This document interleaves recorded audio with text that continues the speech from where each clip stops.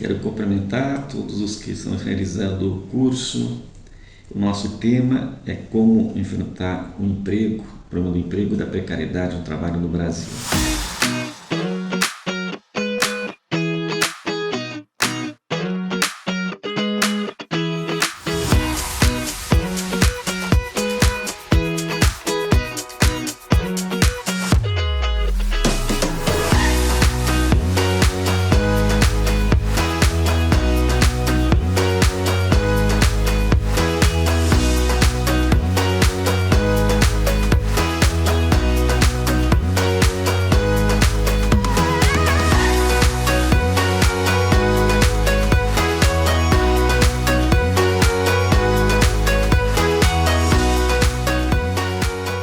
Quero começar dizendo que nos últimos anos o problema do emprego e da precariedade tem aumentado de uma forma bastante intensa.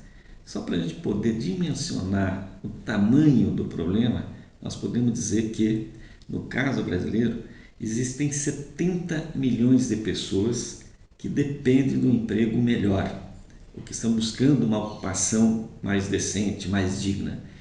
70 milhões, nós estamos somando todas as pessoas que estão desocupadas, que estão desalentadas, que estão procurando trabalho, os que estão sem condições de trabalhar, mas que gostariam de trabalhar, mas as pessoas que estão estabelecendo estratégias de sobrevivência para conseguir alguma renda, trabalho, mais os que estão sem carteira de trabalho assinado. Então, o tamanho do problema brasileiro para enfrentar o emprego e a precariedade é de resolver o problema para 70 milhões de pessoas.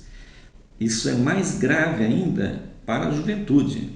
2/3 dos jovens entre 16 a 19 anos se encontram subutilizados, ou seja, estão buscando alguma ocupação adicional. Entre os jovens de 20 a 29 anos, esse número, esse percentual chega a 36%. Portanto, nós temos um problema estrutural do emprego na sociedade brasileira. É isso que nós temos que pensar. Esse problema estrutural faz com que o trabalho vai perdendo sentido. Então, o trabalho ele se torna um labor, um sacrifício, uma estratégia de sobrevivência, de busca de ocupação para conseguir algum tipo de renda. E não significa um opus, uma realização, ou algo que possa acrescentar para a sociedade e realizar a pessoa individualmente. Então, partindo um pouco desse pressuposto, desse tamanho do desafio do emprego e da precariedade do trabalho no Brasil, nós vamos levantar algumas questões para poder indicar como enfrentá-lo. A primeira questão que nós queremos destacar é o seguinte: depois de 40 anos sob a hegemonia do neoliberalismo no mundo, no caso brasileiro também de 40 anos, tirando interregno entre 2004 e 2014, em que de fato houve uma diminuição forte do desemprego, um aumento da formalização e aumento de renda, especialmente de quem estava na base da pirâmide social, nós temos depois de 40 anos um claro diagnóstico de que as perspectivas liberais de enfrentar o problema do emprego fracassaram.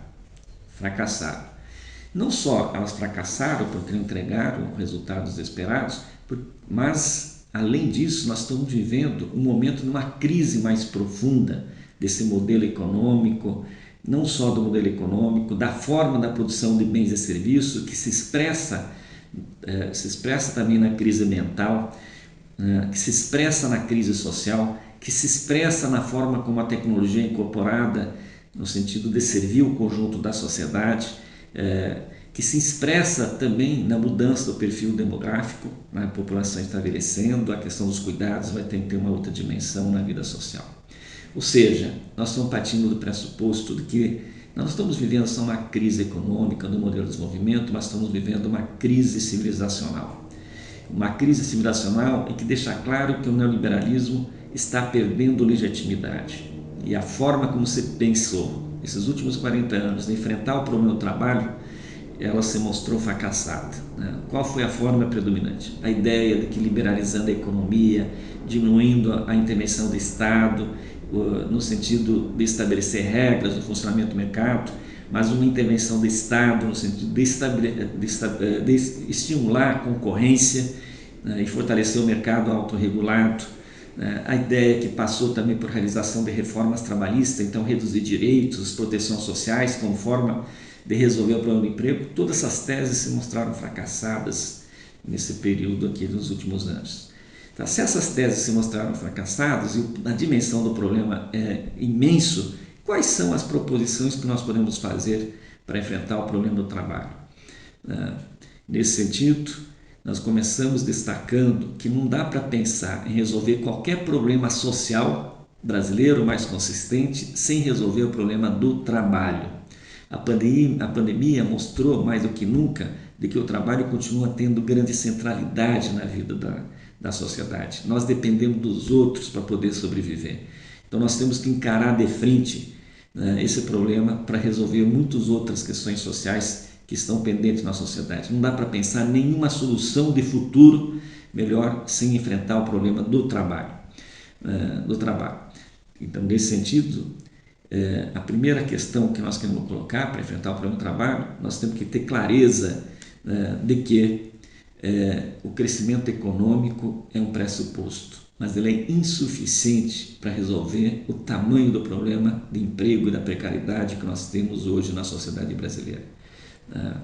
Mas ele é um pressuposto, porque nós temos que ter a capacidade de criação de riqueza para subsidiar não só um crescimento, mas um desenvolvimento que seja voltado para atender às necessidades da população, que esteja voltado para enfrentar os problemas ambientais, que seja voltado para enfrentar os problemas demográficos, que sejam voltados no sentido de garantir para o Brasil não só, né, um desenvolvimento, mas também a sua soberania nacional, né?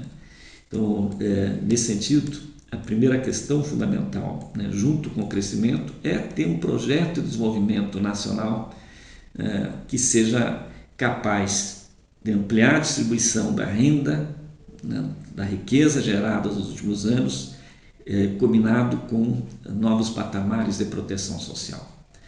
O que implica um forte investimento social, um forte investimento em infraestrutura, um forte investimento no sentido de garantir a sustentabilidade ambiental. Então, nós temos que mudar o nosso modelo de desenvolvimento econômico. E mudar o nosso desenvolvimento econômico voltado para resolver os problemas da sociedade, nós podemos citar alguns exemplos que são capazes de gerar muito emprego. O primeiro exemplo, né, há um diagnóstico, melhor dizendo, um diagnóstico de que nós temos um problema de qualidade na escola pública brasileira. Mas uma das grandes possibilidades de gerar ocupação seria melhorar, botar muitos profissionais para dentro das escolas. Por que uma professora ou professor tem que trabalhar 40 horas em sala de aula? É óbvio que ele não vai ter condições de se qualificar. Por que não vamos reduzir a quantidade de horas que cada profissional trabalha para poder se qualificar e exercer melhor a sua ocupação? Por que não colocamos para dentro da escola milhares de jovens que se formaram em muitas áreas de conhecimento e hoje essa sua formação não está servindo, né, para a sociedade, né, para a melhoria da sociedade? Estou citando concretamente, por que não botar na escola gente que estimule grupos de estudantes que trabalham com a artes, com a dança, com a música, com as artes cênicas? Por que não colocar dentro da escola gente que trabalha com a literatura, gente que trabalha com grupos que vão fazer trabalhos com sociais de conhecimento da sociedade, né? Gente que estimule uma reflexão mais filosófica da sociedade, gente que vai estimular os estudantes a adquirir o gosto pela ciência nas suas diferentes áreas de conhecimento, né, da biologia, da geografia, né, de todas as áreas que são fundamentais a gente pensar para o futuro da sociedade. Ou seja, por que a gente não cria um complexo da educação e gerando ocupações de trabalho? O mesmo exemplo a gente pode citar da saúde. A saúde, por maior que tenha sido o avanço tecnológico nos últimos anos, ela sempre foi capaz de gerar mais postos de trabalho do que eliminar pelas novas tecnologias. E a questão da pandemia que se mostrou que faltam profissionais.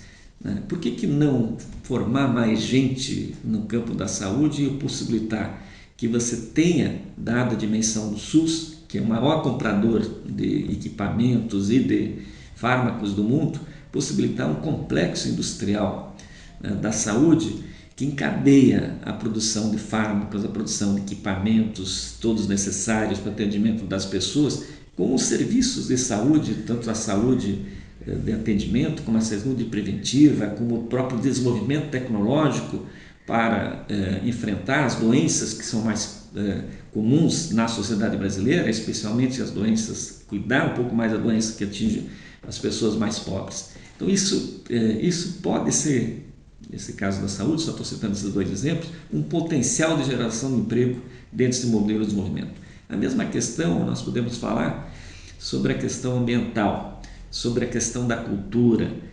Por que, dados os ganhos de produtividade obtidos nos últimos tempos, uma parte disso não seja revertido no sentido de permitir que muitos jovens, muitas pessoas possam dedicar seu tempo desenvolvendo a cultura, a arte, que isso é fundamental para uma sociedade poder viver na sua integralidade. Então, estou só citando esses exemplos de potenciais de geração de postos de trabalho que nós podemos incluir no modelo de desenvolvimento. Uma outra questão que eu acho que é super importante aqui é, particularmente, olhar, que é criar ocupações, estimular a criação de ocupações que não sejam pelos circuitos mercantilizados, que sejam para atender necessidades sociais a partir de organizações comunitárias, cooperativadas, definidas no âmbito da comunidade. E nesse sentido, nós entendemos que o Estado precisa ter a responsabilidade de ser o fomentador dessas oportunidades, ser um empregador, que vai garantir que todas as pessoas possam ter uma atividade digna na sociedade. Então essa é uma questão fundamental, a gente redefinir esse papel do Estado. O Estado não é só para garantir estabilidade monetária e reduzir seu papel a garantir o funcionamento do mercado e uma regulação para os agentes econômicos privados concorrerem entre si, mas o Estado como garantidor da geração de oportunidades. Nesse sentido, também é fundamental valorizar as experiências que as comunidades tradicionais foram adquirindo ao longo da sua própria trajetória, lhe garantindo condições de reprodução sociais dignas. Estou falando aqui especialmente dos ribeirinhos, dos quilombolas, das quebradeiras de coco, dos extrativistas, pescadores artesanais, poceiros sem terra, com pouca terra, indígenas, fundo de pasto, povos do campo, das águas da floresta. Por que não valoriza essas ocupações e não faça, como o governo atual, querer inserir todas essas pessoas numa dinâmica de mercado? Valoriza a sua forma de viver e o Estado garantindo condições e políticas públicas para elas poder continuar exercendo aquilo que para elas são significativas do ponto de vista da sua vida pessoal.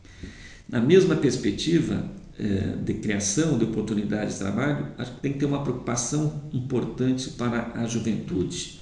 Nós temos essa preocupação, especialmente para a juventude da periferia. Nós temos que ter uma capacidade de absorver esses jovens que estão estudando mais, que a sua escolaridade está sendo elevada, mas que, quando vão para o mercado de trabalho, estão encontrando empregos que são de baixos salários e com condições de trabalho bastante ruins, em que os jovens só aceitam trabalhar nesses empregos porque precisam ter alguma renda para sobreviver, mas ela não traz nenhum tipo de realização. Então, uma primeira proposta em relação à questão da juventude, que nós gostaríamos que fosse desenvolvida, é de criar uma oportunidade para todos os jovens das escolas técnicas, das universidades que estão se formando, de poder, durante 2, 3 anos, atuar na atividade que eles estudaram, garantindo por meio do governo a geração de oportunidades para atender necessidades sociais de localidades que têm maiores dificuldades, para desenvolver projetos que sejam na área da ciência, mas que sejam ou projetos alternativos de geração de renda, de trabalho na sociedade. desenvolver projetos que possam suprir as carências sociais e ambientais que nós estamos vivenciando. E aqui eu acho que tem uma possibilidade grande de geração de ocupação no trabalho. Obviamente que isso vai ser possível se o Estado alavancar um conjunto de recursos, possibilitando essas pessoas poderem ter uma renda para continuar trabalhando na atividade ou naquilo que elas se formaram. Aqui estou pensando, assim, em termos concretos, algo muito similar que tem na residência médica. Fazer isso para todas as outras áreas, do conhecimento. E, principalmente, alocar essas atividades que esses jovens recém-formados vão desenvolver, alocar essas atividades em regiões mais necessitadas, ou para desenvolver projetos sociais, projetos ecológicos, que sejam importantes do ponto de vista de pensar um outro futuro do ponto de vista da sociedade. Como isso poderia ser feito? Talvez por meio de uma bolsa ou por meio do tipo de contratação que vai ser estabelecido, uma contratação em que esses jovens, esse período vai contar para a sua aposentadoria, para a seguridade social, que os direitos trabalhistas vão estar assegurados, como direito de férias, e todos os outros direitos trabalhistas vão ser assegurados a essas pessoas. Então é fundamental aqui a gente pensar políticas públicas que sejam capazes de criar esse tipo de programas, porque senão, se a gente deixar simplesmente pela dinâmica do mercado, nós temos o sério risco de ter uma nova geração de jovens que não vão se conseguir realocar de forma digna no mercado de trabalho. Uma geração que vai estar, que não vai conseguir, a sociedade não vai aproveitar todo o seu investimento realizado no sentido de melhorar seu nível de escolaridade, de educação formal. Por isso, acho que isso é uma questão fundamental do ponto de vista da criação de emprego. No fundo, o que nós estamos tentando chamar a atenção? No fundo, o que nós estamos chamando a atenção? Talvez a gente precise, nesse momento, um nível de intervenção pública similar do que aconteceu no começo do século XX. Depois da segunda revolução industrial, que se ampliou imensamente a capacidade de produção de bens, ou seja, teve ganhos extraordinários de produtividade no trabalho, o problema do emprego só foi resolvido com uma forte intervenção pública, uma decisão social da sociedade no sentido de, primeiro, por meio das lutas operárias, trabalhistas, reduzir fortemente a jornada de trabalho. Em segundo lugar, por meio de políticas públicas de garantir que todas as pessoas de determinada sociedade tivessem acesso à educação e à saúde. Então, onde foi criado emprego para valer, foi no setor público, não foi no setor privado na dinâmica. Não só o serviço de saúde e educação, mas o serviço da lazer coletivo, o serviço da habitação, os serviços sociais em gerais. Então, ou seja, o emprego foi resolvido em alguns países durante um curto período da sua trajetória histórica por intervenção pública, não por uma dinâmica simplesmente do mercado. Obviamente que o pressuposto foi ter um crescimento, o pressuposto foi ter um projeto nacional de desenvolvimento, o pressuposto foi ter uma vontade política, uma decisão política de estruturar uma vontade política de estruturar as atividades sociais para poder beneficiar o conjunto da coletividade. Então, nesse momento histórico, nós precisamos de um nível de esforço na mesma direção.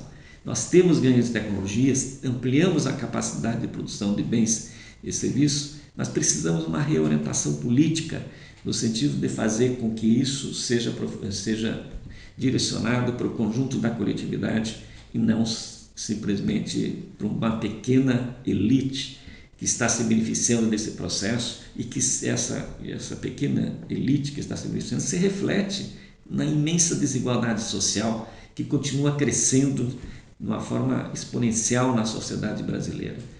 Está na hora de distribuir melhor os ganhos de riqueza gerados pela coletividade para o conjunto da sociedade.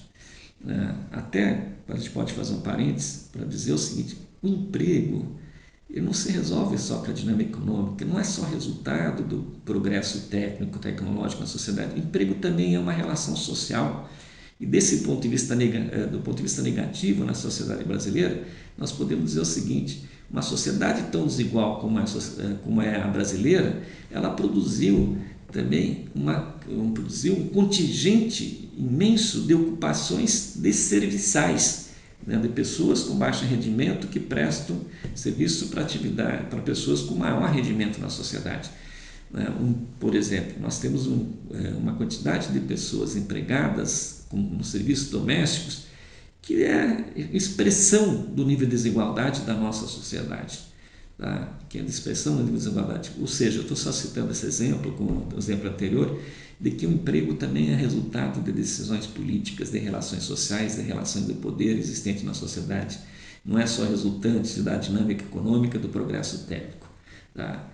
Mas voltando à questão fundamental, que eu quero chamar a atenção, para a gente poder enfrentar essa dimensão dos problemas do mercado de trabalho, nós precisamos de uma intervenção muito forte do Estado. Não vamos conseguir resolver de uma vez a criação de oportunidades dignas de trabalho para todos os 70 milhões de pessoas que precisam trabalhar nesse momento, mas temos que ter ousadia de começar a enfrentar esse problema para valer. Porque se a gente tivesse a ousadia de criar ocupações para jovens ou para outros profissionais, né, dentro da sociedade brasileira, por partir de uma ação mais coordenada de políticas que sejam capazes de gerar trabalho e renda, né, por conta da sociedade, como eu estou falando anteriormente, né, se essa perspectiva nós temos que colocar do ponto de vista da sociedade brasileira, ela é uma decisão política, é resultante de uma decisão política. E ela, a partir do momento que ela começa a ser implementada, isso tende também a melhorar o nível de qualidade dos postos de trabalho no setor privado. Por que vai melhorar? Porque o número de ofertantes diminui, e aí o poder de barganha de quem trabalha melhora. Tá? Se quiser ter uma atividade profissional no mercado ainda, né, capitalista e tal, mas que essa atividade seja exercida uma condição mais favorável para quem precisa trabalhar, ou seja, que tenha poder de barganhar salários e condições de trabalho melhores. Então, esse é o primeiro grande panorama que nós estamos colocando, que é a questão central. Se nós não resolvermos o problema do emprego, a gente não resolve os outros problemas sociais e nem os outros problemas do trabalho. Então, nesse sentido, para além do emprego, uma segunda proposição extremamente importante aqui, que nós queremos chamar a atenção, é estabelecer uma agenda mais favorável para quem está trabalhando na sociedade. Aí eu quero colocar como primeira grande proposta, nós temos que recolocar no debate da sociedade brasileira a ideia da redução de jornada de trabalho. Hoje, a sociedade não pode tolerar que um entregador, um motorista de Uber, trabalhe 12, 13, 14, 15 horas por dia. Não é só porque isso é ruim para ele pessoalmente, que não consegue conviver com a família, que isso vai adoecer ele, como os estudos mostram, mas fundamentalmente é ruim porque isso vai trazer consequências para a sociedade. O índice de acidentes tende a aumentar conforme as pessoas vão se desgastando com essa jornada extensiva do trabalho. Portanto, o que nós estamos defendendo? Colocar de novo a agenda da redução do trabalho, da redistribuição do trabalho útil dentro na sociedade. A redução da jornada de trabalho ela precisa estar combinada, obviamente, com o modelo de desenvolvimento, porque nós temos que definir quais são os trabalhos socialmente relevantes para atender a necessidade da sociedade. E essa é uma questão política que fiz referência, que tem a ver com o modelo de desenvolvimento. Tá? E obviamente para isso é fundamental você mudar a correlação de força existente na sociedade. Trabalhar menos horas não é uma utopia distante. As possibilidades técnicas existentes permitem fazer isso, sem dúvida nenhuma, pelos próprios avanços tecnológicos. Nesse sentido, uma outra proposta muito importante é de que nós temos que combater todas as formas de discriminação e defender os direitos e a proteção social. Nós temos uma sociedade marcada por fortes marcadores de desigualdades, as pessoas negras, as mulheres, os jovens enfrentam discriminações crescentes na sociedade. E qualquer proposição futura de pensar uma agenda que inclua as pessoas, ela tem que ser capaz de combater todas essas formas históricas de exclusão e discriminação criados na sociedade brasileira, né? Isso tem um caráter transversal. Ela precisa estar articulada, obviamente, com a defesa dos direitos trabalhistas e das proteções sociais.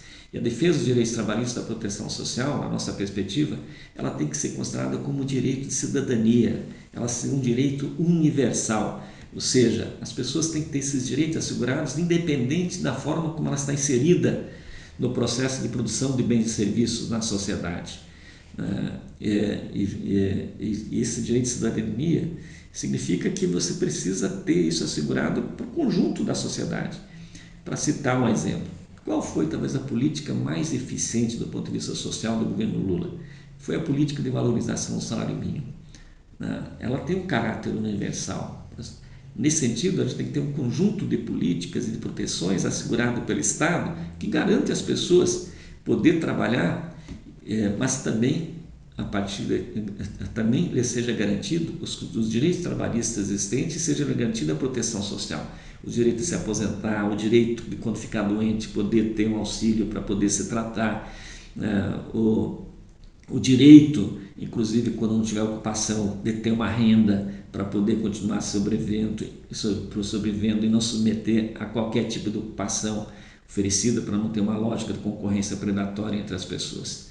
Tá? Então, nesse sentido, talvez a gente tenha que fazer uma combinação em que a gente reconhece que as negociações coletivas continuam sendo importantes, mas elas são insuficientes para proteger todo mundo.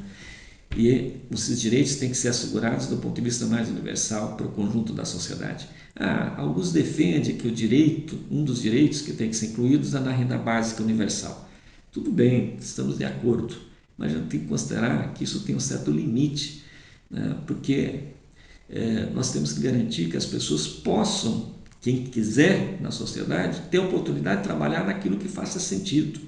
Então, a questão da renda básica ela precisa estar combinada com a defesa também de resolução dos problemas do mercado de trabalho, da oportunidade de trabalho, da oportunidade de proteção social na sociedade. Ou seja, a renda básica, sem resolver o problema do emprego, ela pode gerar mais divisões e segmentações do que uma sociedade de inclusão social. Tá?